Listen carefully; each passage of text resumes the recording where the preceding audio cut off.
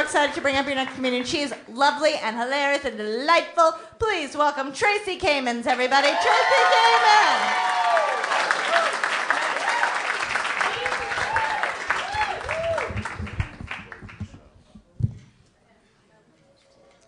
Good afternoon. I know what you're all thinking. I look too Ann Taylor to be a comedian. But actually, Tahari Outlet and Forensic Schooler for Target. I work in the wine industry. I used to have a job in another field, one of those pesky day jobs, but I quit back in July, and now all I do is wine. My new boss is really great. She lets me drink wine with lunch, show up late, not show up at all. Oh, did I mention I own the company? Yeah, minor detail. I fly a lot for business, and on a recent flight, when they announced food and beverage service, they indicated that beer, wine, and cocktails would be available. It was 8:30 a.m. Apparently, Continental agrees with me. Pinot Noir is part of a balanced breakfast.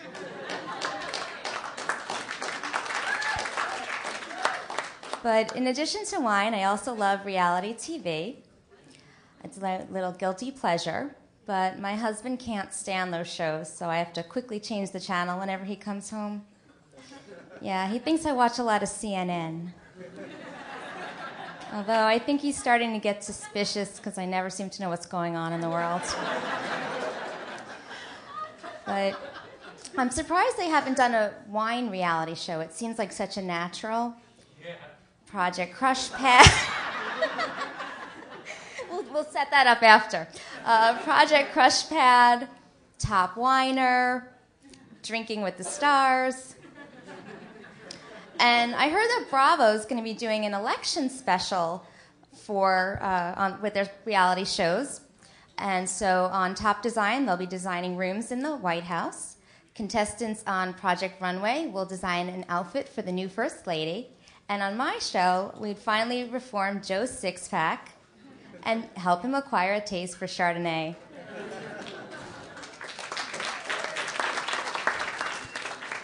Another thing that I really love is technology. And I know a lot of people feel that technology has ruined our lives, but I disagree.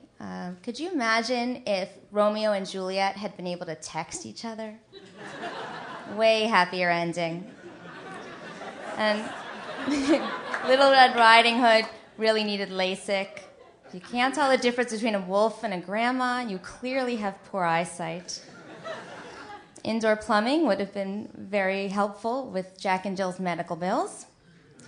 And I'm sure Lady Macbeth would have appreciated OxyClean. That would have soothed her conscience. Speaking of spots, I don't have children. I have 2 dogs. Neither named Spot. But I'm just as obsessed about my dogs as you are about your kids.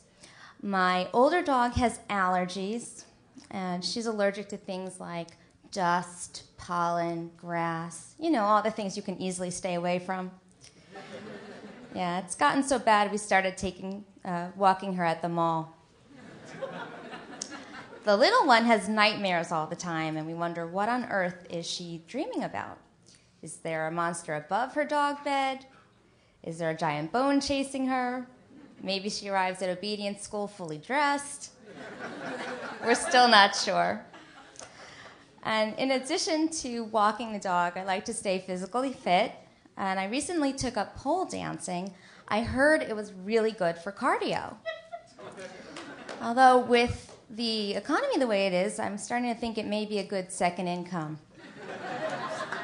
And they say when you are coming up with your stripper name, you take your childhood pet name and the street you grew up on. So I'm Ruffles Dawn.